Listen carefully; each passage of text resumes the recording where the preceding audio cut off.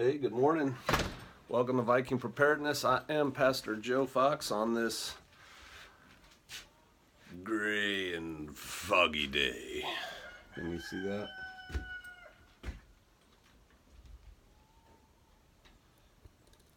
Not that cold. I have some things to say, but also, I'm me, right? Running commentary. So taking care of the little things so you don't have to take care of the big things.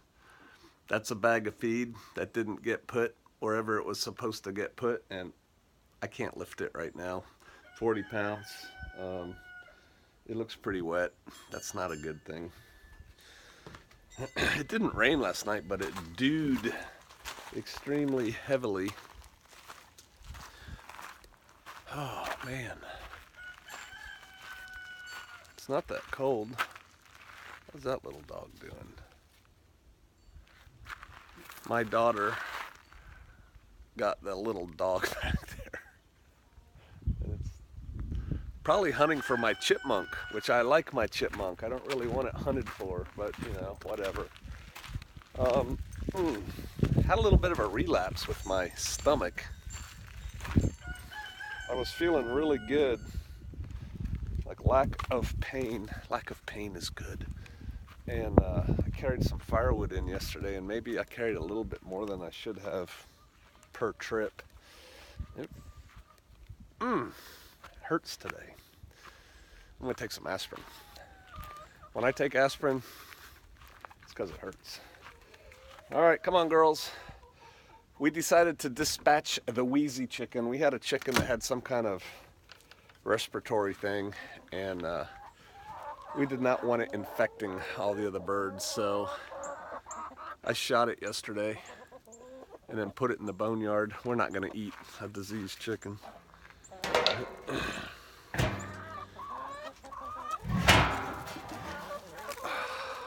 keep my feed in a metal container. It's real important to keep the lids on these things correctly for when it rains or dew's super heavy, but we do. All right, come on, girls. Let's see if you guys can see.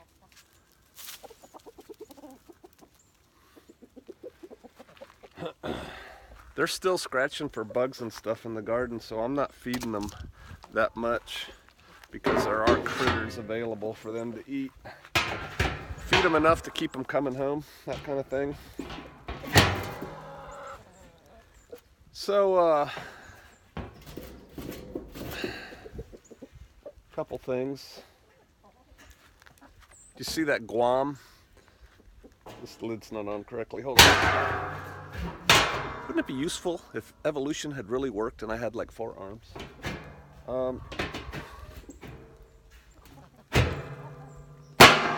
There. Guam put out from their Department of Homeland Security, formerly probably State Emergency Management Agency, things to do to get prepared. Along the lines of make a kit. They told them to store 3 days worth of food and water. Have a plan, like a contact plan for your people, and then stay informed, And then I guess they told them in the event of attack, go into a concrete building, stay away from doors and windows. How sad is that? I mean, I know what they think.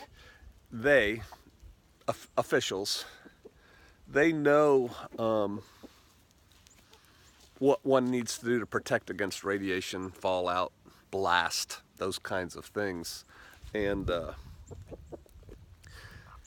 if they tell everybody that, what those things are, then the people will start clamoring, well, you need to do it for us. You need to build our shelter. We can't do it ourselves. So they don't tell people.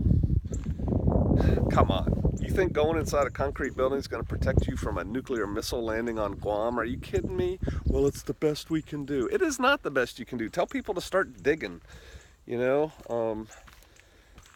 that book, Nuclear War Survival Skills, tell people to do that. Why are they telling people to save 2 weeks worth of food?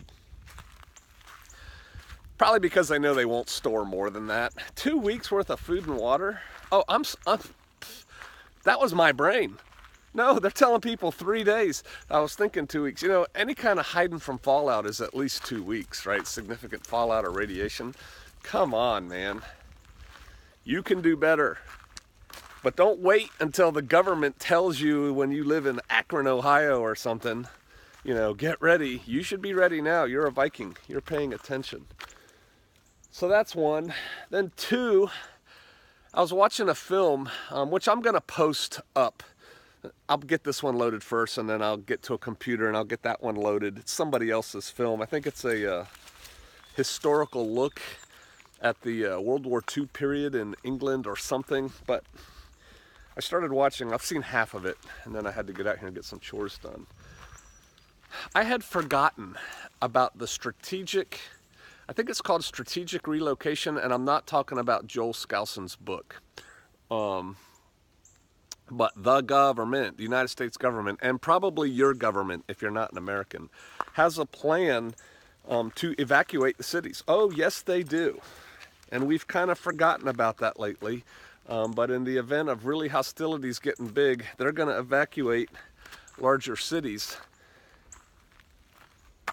To where? See, I think we all assume that they're going to like evacuate people to FEMA camps or something. Oh no, they're going to evacuate people to your house if you live outside of the danger zone. My dogs are chasing deer. I'm going to have to whistle, excuse me. I'll put my hand over that. Hey, come here. I don't like them chasing deer. And yeah, they're going to relocate people. And it's not to everybody's house. Everyone who's not in a danger zone isn't going to have visitors. But they're designated. Like, example, the Shenandoah Valley of Virginia, which right now is... Come here. Come on. Good girl. Come on. Call my dog. Suka-suka-doo. Suka-suka-doo. That's my dog call. They're going to evacuate much of Northern Virginia, D.C. area, into the Shenandoah Valley. And they're going to say, here's your designated family. Here you go. Take care of them. We'll give you a case of MREs. Take this ration card. Wear this bracelet. You can get more food here. There's plans for that. Remember how I tell you, be prepared to receive borders? I've totally spaced out and forgotten over the last couple years. Yeah, you're going to be given borders by authorities with guns. Here you go. Now, before you jump up and down and go, brah, brah, brah, you know they did that in World War II? That's the video I'm going to put up. In England, they evacuated children from cities, and most of the men were drafted. Many of the, you know, fit men were drafted and gone to war. And so there were all these women, and with no man to take care of them or whatever, they exported a bunch of women. And they created what they called the Land Army or something like that, which was a women's civilian corps. And they sent these women to all these towns to help with things like turning backyards into gardens, victory gardens and things like that. And helping out with work and helping around the place. And they would take like a mother with some young children and bring them to another house and say, here, this is your new family, take care of them. And, you know, figure out how that worked, right? And then they had to tell the people we're going to start rationing food, and you can watch the video. There's a lot of lessons to be learned there for us if you look at these videos with a discerning eye and start thinking about it. Because I'm telling you, there are similar plans like that in place to relocate people and to move them in with other people. And, you know, if you say, get the hell out of my house, I got a shotgun, whatever, they'll just walk down to the local, you know, platoon of troops and say they kicked me out, and then, you know, you'll probably be kicked out, right? I mean, it'll happen like that. There are real continuity of government and real plans to help save people, you know, save the nation, that are probably being dusted off right now, right? So, things to think about. I am quite sure they aren't relocating anybody out here. Right? Ain't happening. They're not relocating people to the far country. You know, you won't see people being relocated from Seattle to the upper, northern Idaho. It ain't gonna happen.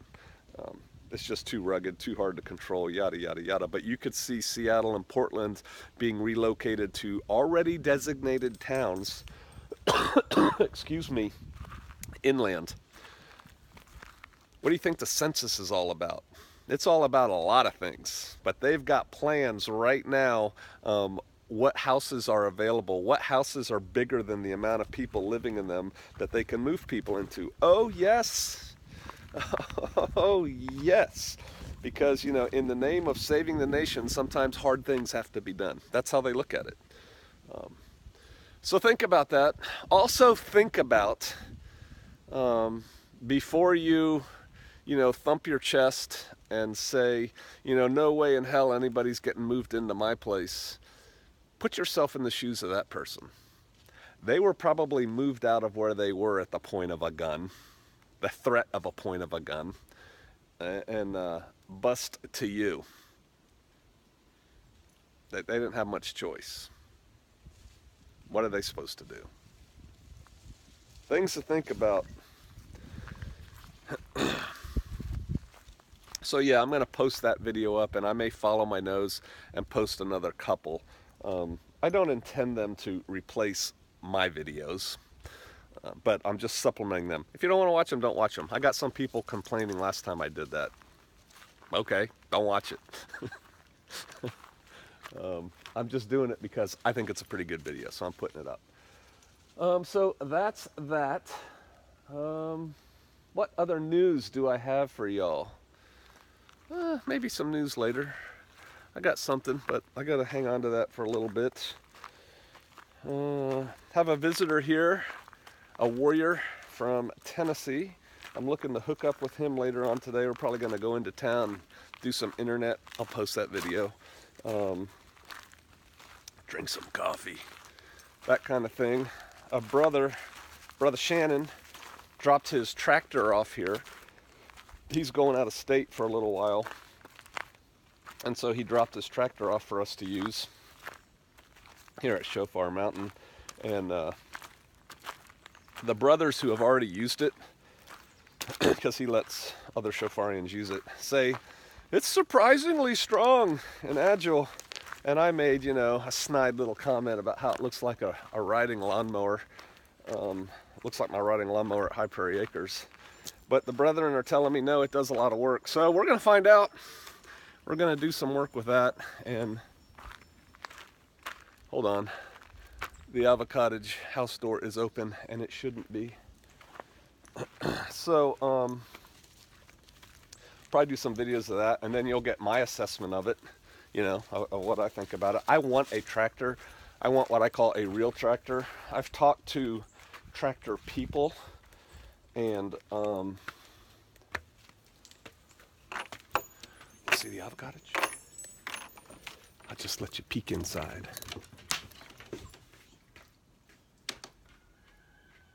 Can you see? All right. I think I want a 4-wheel drive, about a 40 horsepower tractor. I want a front end loader on it, a scoop on the front, and I want a box blade for the back so that we can address issues here on the mountain. That's what I want to start with. Of course, if wishes were horses, beggars would ride. I talked to a guy at a tractor store. Obviously, I can't afford a new one. But I told him I want one that I'm not going to have to start working on right away, because I don't know yet about what the heck is going on. I don't know yet about working on tractors. I want one that's going to be fairly reliable. He told me plan to spend about 10 to 14K on a good used one. So I'm saving my pennies. Eventually we should have that. I'm thinking once I get a tractor and get good with it, I might buy, again, I'd have to save my pennies. I might buy one of those Wood Miser wood mills and start making some timber and clearing pasture, making some boards, things like that. I might.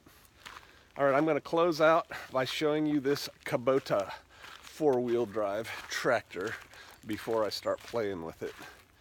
It's a BX250. Boom, boom, boom. Can you see that? That's the tractor we're gonna play with.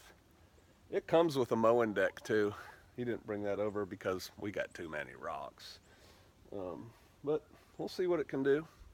All right, hey, start thinking about when the warnings come to you and they tell you you need to get ready. You should already be so far ahead of the game, you're just like, whatever. And start thinking, maybe watch that video I'm gonna post later, Wartime Britain. Start thinking about some things.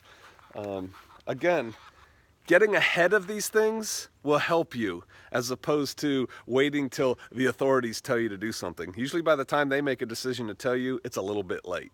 So be proactive, start thinking about you and yours, and start thinking about other people too. All right, I'll see you out there.